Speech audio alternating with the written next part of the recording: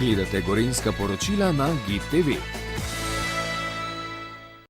Na včerajšnji seji Kranjskega mestnega sveta so na začetku obravnavali tudi točko, ki je sicer na dnevnem redu ni bilo.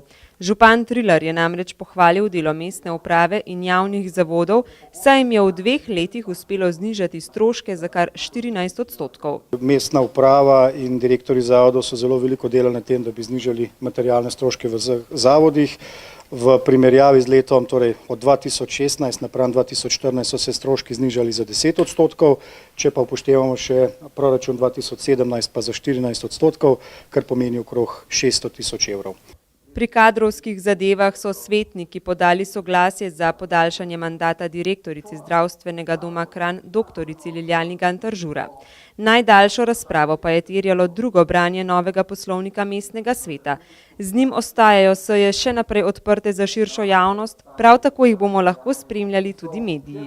Edino, o čemer je tehtal mestni svet, pa tudi tukaj je bila razprava kratka, je bilo to razmerje ali pa tehtnica med pravico javnosti do obveščenosti in učinkovitostjo sej mestnega sveta, in na koncu je mestni svet odločil, da ne bo neposrednega prenosa sej, v luči tega, da bojo potem seje bolj učinkovite in da se bomo res skoncentrirali na tiste pomembne zadeve za lokalno samoupravo. Razpravljali so tudi o načinu glasovanja na sejah. Največji izziv jim je predstavljala nova zakonodaja, ki je izključila termin vzdržan, tako da so morali razdelati način za redno, tajno in izredno glasovanje.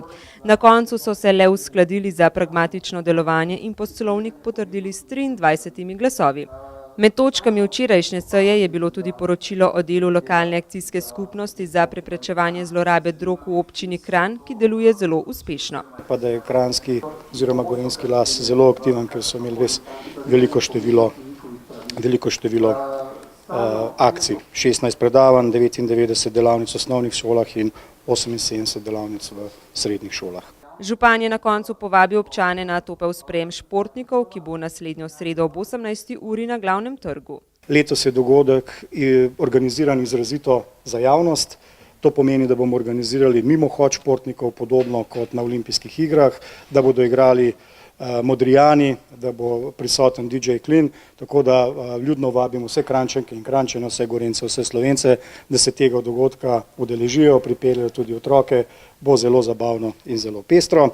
Že to soboto pa se lahko udeležite največje skupne čistilne akcije na Gorenjskem. Očistimo Kranj, ki občane ozavešča in spodbuja, da je Kranj vsako leto manj onesnažen ter poskrbi za številčne dejavnosti k olepšanju mesta.